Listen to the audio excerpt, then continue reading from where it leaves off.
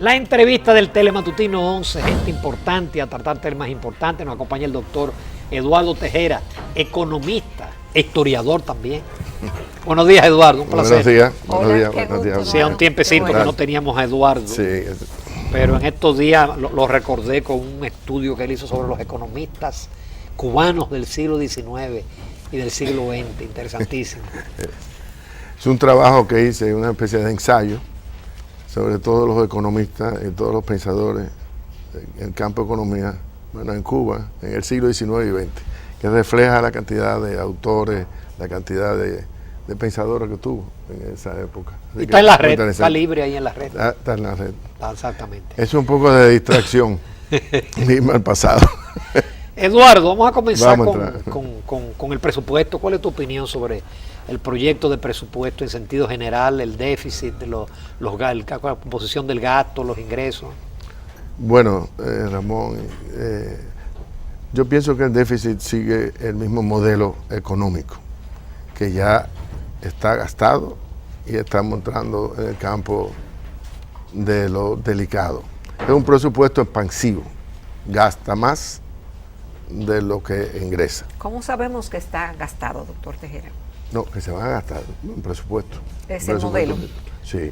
El presupuesto tiene un gasto de 670 mil millones y tiene ingresos de 102 mil millones. Quiere decir que ya está programando un déficit de 88 mil millones de pesos o el 2.2% del PIB. Pero es que se tiene haciendo esto desde el año 2008. Y eso sí se cumplen las expectativas de recaudaciones. Eso es correcto. El gasto, una vez que se pone, el gasto es fijo y hay que hacerlo, se gasta. Los ingresos son expectativas. Para mí son muy optimistas los impuestos a la renta, los de aduana. Así que creo que la base de los ingresos es muy débil. La base del gasto, una vez que se aprueba, es un gasto fijo. Entonces, no entiendo cómo el equipo económico del gobierno, en cierto sentido la sociedad civil que ejerza más influencia y presión, no podemos seguir un camino de 12 años continuos de déficit fiscal. Okay. Usted no lo pone en su casa, yo no lo pongo en mi casa, usted no lo pone en su casa. Y si no fuera así, don Eduardo, ¿cuál sería la fórmula? Porque hasta ahora no se ha podido llegar al pacto fiscal por falta de voluntad política, porque el momento no es adecuado o por la razón que sea. Pero aparte de eso, ¿se pudo haber hecho otro presupuesto distinto con otras variables? Lo del pacto fiscal, el excusa de un pacto fiscal es falso. No se necesita un pacto fiscal. El presidente de la República es el que tiene que tomar las decisiones con sus ministros de Hacienda, de Economía. ¿Cómo así? ¿Por el tema del gasto? Claro, él puede reducir gastos. ¿Por qué si hemos aumentado en este presupuesto, vamos a aumentar los ingresos en 12.2%, 65 mil millones? ¿Por qué se tiene que gastar los 65 mil millones? ¿Por qué no se gasta 30? Y ya bajamos 30 mil. Entonces hay un afán de gasto y duplicación de instituciones, de creación. Entonces el 85% del gasto es para gasto corriente. Okay, pero ¿hasta dónde vamos a llegar ahí? Y el argumento de que si se hace ese frenazo, porque ese ejercicio no lo hemos hecho aquí, decimos, bueno, si lo que se tiene como seguro es X cantidad, no la voy a poner, pues que se gaste en base a eso. Entonces la respuesta de funcionarios y de algunos economistas dicen, bueno, pero entonces eso le daría un frenazo a la economía y crearía una crisis. Eso no es correcto. No es correcto. No es correcto, porque primero nadie está diciendo de parar el endeudamiento. Pues entonces tendríamos un flujo de caja de capitales negativo externo que no podemos. Eso es lo que hay que tomar conciencia de que hay un problema. Digo, bajar el gasto. Bajar el gasto, se puede bajar. Se puede bajar. ¿Por qué hay que hacer tantas obras que no se van a hacer en el fondo en un solo año? El gasto, además, cualquier plan, lo importante es tomar conciencia de que hay una crisis, vamos hacia una crisis fiscal y de deuda. Vamos, igualito, dijeron todos los políticos y todos los observadores en Portugal. ¿Usted puede repetir lo que vamos a una crisis? Yo digo que vamos hacia una crisis fiscal y de deuda en los próximos 3 o 4 años. De Pero dicen que no, que inviabilidad. estamos lejos de eso. Yo Muchos creo que 3 años argumentan en la vida que de eso una, es exagerado. en la vida, no, eso es un miope o una persona O sea, que le tocaría al gobierno que surja en el pero 20. no pensemos en gobierno, nosotros tenemos que empezar en el futuro del país, De en nosotros ti, mismos. en tus hijos, en tus nietos. Yo no puedo pensar mi vida por 4 años en gobierno. Yo tengo que empezar No, lo en que el pasa es que país tú señalas como 3 economista. años. Al tú señalas 3 años, 3 o 4 años, ganará 20, 21, 22, depende. Lo que hay que tomar conciencia de que no se puede seguir aumentando el presupuesto, año tras año, con déficits fiscales a base de deuda. A base Eduardo, de deuda pero se interna puede, y Eduardo, externa. Perdón. Entonces, lo que hay que tomar conciencia para aplicar un plan de 5 o 6 años de desmonte.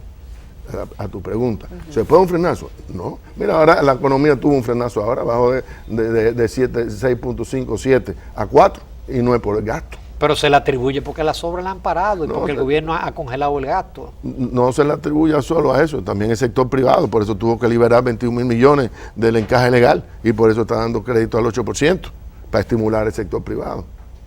Ahora, está ahogando las bases del crecimiento del gobierno, porque si usted está dedicando el 85% al gasto corriente, cada año usted tiene menos para hacer obras públicas y cada año para usted hacer obras públicas tiene que endeudarse externamente. Mire, este año nos vamos a endeudar en 70.000 millones de pesos en deuda interna. Llevado a dólares son 1.500 dólares. Millones. De dólares. 1.500 millones de dólares, los 70.000 pesos, 70.000 millones de deuda interna. Pero que ya vamos por 9.500.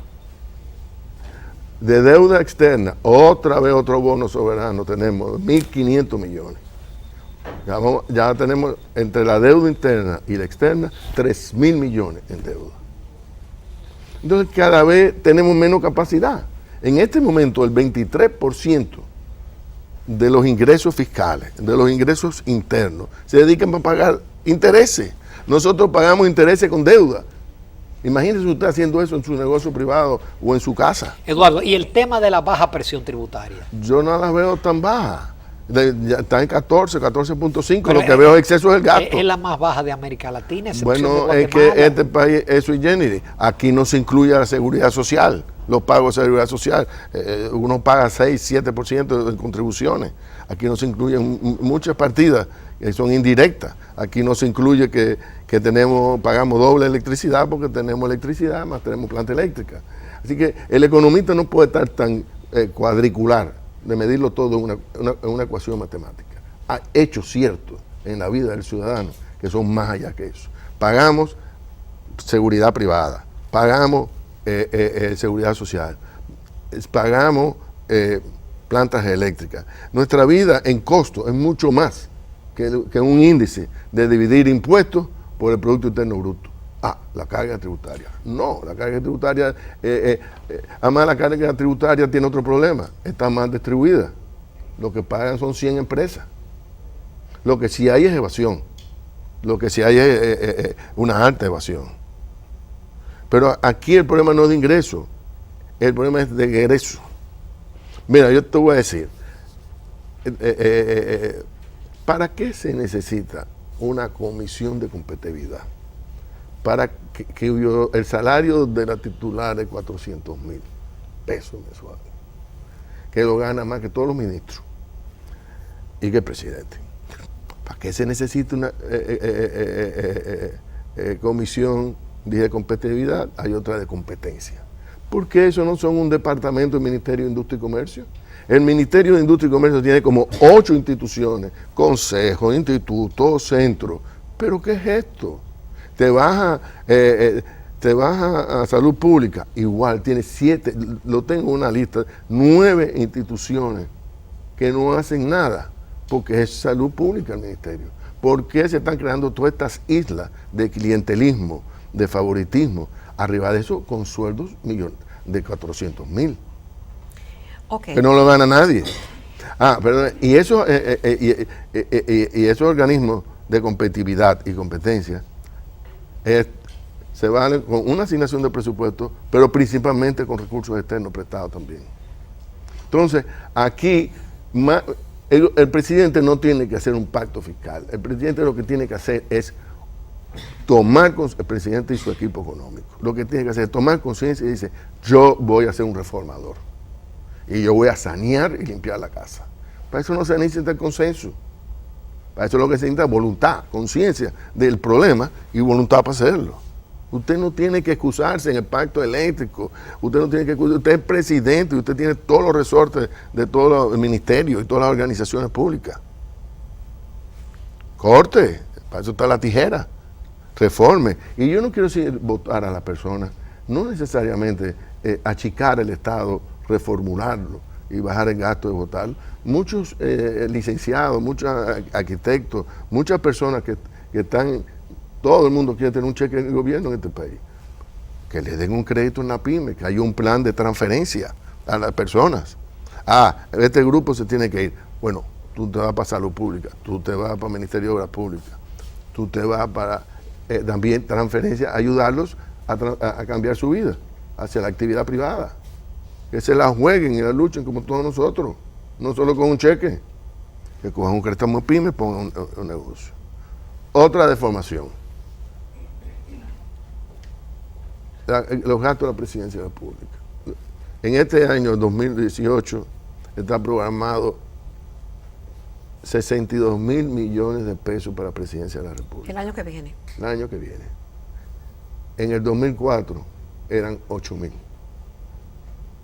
Así que, mire eso. El ministro administrativo de la presidencia, ¿qué es administrativo? Antes era mover papeles, ¿tú te acuerdas, Ramón? Eso era un ministerio de pasar oficios, repartir oficios.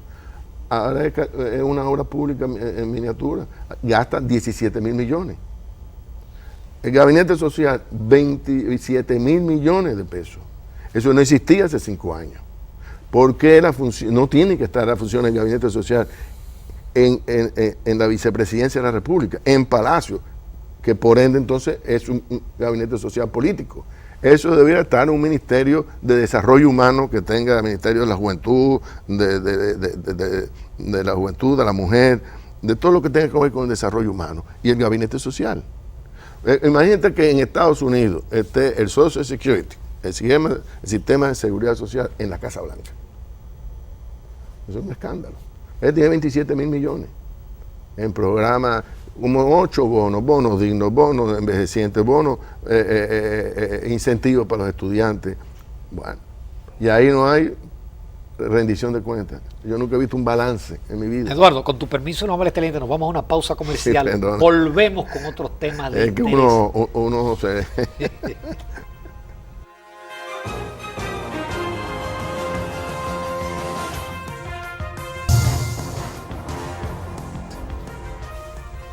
Continuamos en Telematutino 11 esta mañana conversando con el doctor Eduardo Tejera, quien es un gran economista dominicano y dirigente del Partido Revolucionario Moderno. Doctor, muchas preguntas. Una de ellas es si usted piensa que el problema fundamental o parte del problema fundamental de la economía dominicana es el déficit fiscal. Usted comenzó a decir algo que desde el 2012 arrastramos con él. Ya estamos en el 2017. 2004. De 2004 arrastramos con él. Sí. ¿Ese es el gran problema nuestro por resolver? ¿O es un problema de ingresos? ¿O es un problema de gasto? ¿Con cuál de las variables usted se queda? Porque las tres sabemos que son importantes. Lo primero, mi escuela de pensamiento económico es keynesiana, neokeynesiana, del economista inglés John Maynard Keynes. Precisamente esa escuela propone y propulsa el déficit fiscal como mecanismo de desarrollo económico. Pero eso no se puede llevar al pie de la letra porque el gran economista Keynes propuso una solución, una receta para la Gran Depresión de 1933 y para países industrializados. No para países subdesarrollados. Es decir, que nosotros esa receta no nos aplica. No nos aplica. Yeah. Y yo he estudiado eso, yo le he escrito a grandes keynesianos en Londres y me han dicho, un país pequeño no industrializado, con economía abierta, no puede tener un déficit fiscal permanente, porque explota. Estados Unidos no explota porque tiene la reserva monetaria del mundo, el dólar. Okay. Y todos esos elogios que recibe la República Dominicana de solvencia, de buen manejo, de crecimiento. ¿De dónde recibe esos elogios? Bueno, del mismo Fondo Monetario, a veces, y de otros organismos internacionales que dicen van a crecer yo más. Personalmente le voy a decir, yo no creo en los organismos internacionales. ¿Cómo? No, porque por una cosa sencilla, el organismo ¿quiénes son los dueños de los organismos internacionales? Los países, que son los accionistas. Entonces ellos son diplomáticos. Que usted ellos no cree en organismos internacionales. No creo que dan recetas. ¿Usted quiere saber recetas verdaderas? Informes. Parece que te elogian, voy a elaborar la idea. Ya. Los organismos internacionales siempre están siendo sopitas suaves. Ellos son gobiernistas. Son gente joven que vienen aquí a hacer una pasantía de unos meses, se van y escriben diplomáticamente en jeroglíficos que usted no sabe ni lo que pensó. Pero al final le tiran una toalla al gobierno de turno, y después le ponen una letra chiquita. Le ponen una letra chiquita de que hay que consolidar fiscal, pero no entran en materia. Mira, así pasó en Argentina. ¿Previeron la crisis de Argentina? No, entonces, al revés. No, ni la de los Estados Unidos. Ni la de los Estados Unidos. ¿Qué usted cree, entonces? Que es un problema nuestro. No tengo que citar, no tengo que citar ni una agencia. Comparándonos con nosotros mismos. No tengo que citar una agencia calificadora para respaldar mis criterios. Eso de acomplejado. No tengo que de acomplejado. No tengo que para mejorar la calificación que dice. No tengo que escribir que el fondo dice, que el Banco Mundial dice. No, señores. No. Nosotros somos mexicanos, sabemos nuestra economía y sabemos nuestra historia. Y además sabemos la trágica historia de la deuda externa del siglo XIX, que terminó con un protectorado financiero, la Convención Dominico-Americana de 1907, y 11 años después en una invasión. Nosotros tenemos una historia tan trágica con la deuda, que como no necesitamos que nadie, nosotros todos estudiamos aquí y en la mejor universidad del mundo. Entonces no tiene que venir nadie a decirnos que estamos bien o que estamos mal. Nosotros sabemos dónde está la cosa. Eduardo, ¿y el tema de la deuda cuasi fiscal? Ese es uno que los organismos internacionales no lo tocan porque si el gobernador se pone bravo. Nuestro mutuo amigo Héctor no se puede tocar el déficit fiscal. Parece que en peligro en ello. Bueno, yo no puedo comprender un instrumento que empezó de salvamento bancario cuando la crisis bancaria de 2003 y se utilizó hasta 75, 76 mil millones. Lo estamos utilizando ahora un instrumento para apalancar la tasa de cambio y mantenerla ahí 46, 47, 48. Y me refiero al instrumento de emitir certificados de acciones constantes. ¿Eso es válido o eso complica la situación? Eso no existía, eso es una deformación. Hay otros instrumentos de política monetaria para manejar la masa monetaria, el dinero en circulación. Pero un banco central no puede estar en una política continua de emisión monetaria que ya va en 480 y pico mil millones. Estamos hablando que debe de como 10 mil millones de pesos, dólares. Si usted coge la deuda del gobierno central y la deuda del Banco Central, estamos en 39 mil millones de dólares. Pero lo que pasa es que la del Banco Central, ¿de dónde va a salir para pagarla? Tiene dos caminos. O en el futuro hace emisiones monetarias, que sería un desastre. Nos vamos a una devaluación masiva e inflación. O del mismo gobierno. Al final todo termina en el gobierno. Porque el Banco Central está Pero en otros países que tuvieron crisis financiera han resuelto el problema en 20 o 30 años, como Chile, y fue con aportes fiscales. Con aportes fiscales, pero eso es lo que se debió hacer. Yo siempre propuse, creé un fondo de garantía, y eso el gobierno en 20 o 30 años. Pero aquí pasamos el cáncer de los 3 bancos que cayeron a meterlo dentro del Banco Central, porque usted tenía un certificado de uno de esos 3 bancos de $1 millón de pesos y te daban un certificado del Banco Central de $1 millón. Pero cuando te daban ese certificado, eso es una emisión monetaria inorgánica. Pero a veces lo daban en efectivo. Y a veces lo daban en efectivo y a veces lo daban con descuentos y esas cosas. Hubo mucho ahí, mucha tela que cortar. Pero volviendo, es un tema serio. Yo creo que volviendo el tema del déficit fiscal, las constantes emisiones de certificados financieros, se debe estudiar, es como el desmonte fiscal de la deuda. Esos son planes de 10 o 15 años. Pero hay que tomar conciencia. Pero si nada más que queremos decir que todo está bien y que esto es una maravilla, entonces vivimos en una ilusión. Una burbuja. En una burbuja. Entonces, usted ve aquí el cuadro. ¿Quiénes invierten en los certificados del Banco Central? Mayormente los bancos comerciales, Exacto. los fondos de pensiones, esto y lo otro. ¿Quiénes invierten en las letras de tesorería del Ministerio de Hacienda? Los bancos comerciales, los fondos de administración, los fondos de pensiones, etcétera. Entonces, al final, yo creo que el 70% del ahorro del país está en una centrífuga metido en dos instituciones, el Ministerio de Hacienda y el Banco Central. ¿Eso tiene algún riesgo? Eso es igual que una bomba de tiempo. Si no empezamos a desmontar estas cosas que surgieron, yo no creo que nadie las creó a propósito. Yo no creo que ningún gobierno o ningún funcionario las creó. Son cosas que van pasando. Y que en una coyuntura económica se crea una determinada política monetaria o fiscal y se van creciendo y deformando. Pero creo que tenemos el gobierno tiene que hacer reajustes y reformas en el campo fiscal y no tiene que tener un pacto fiscal, porque no tiene que consultar a la sociedad civil, ni a los empresarios, ni a nada de eso. Son medidas políticas. Entonces son medidas de barniz político. Él tiene la facultad constitucional y más con un Congreso en mayoría para hacer las reformas necesarias. Y además muchas son administrativas. Es decir, coger 4 o 5 institutos y meterlo en el Ministerio de Hacienda, coger el Gabinete Social y meterlo en un solo Ministerio de Desarrollo Social y Humano, coger las 5 o 6 instituciones en industria y comercio. ¿Por qué tiene que haber OCIOI? ¿Por qué el Ministerio de la Presidencia? ¿Por qué el ministro de la Presidencia tiene que construir ya? Hizo la Barquita, ahora Santo Domingo Sabio, 17 mil millones. La presidencia va a tener un presupuesto de 62 mil millones. Eso son deformaciones. Ahora usted ve cómo era en el 2000, 2004, 2008, muy diferente. Eduardo, esa música nos dice que lamentablemente se nos acabó el tiempo. Pero muy interesante. Y yo estaba empezando. Tú vas a tener que Caramba. venir con más frecuencia. Muchísimas gracias, Mucho gusto. Eduardo Tejera, por tu participación. Yo trato, Ramón y Raquel, de ser un poco heterodoxo y dar ideas que no se repiten, y enfoque nuevo, y de poner a la gente a pensar.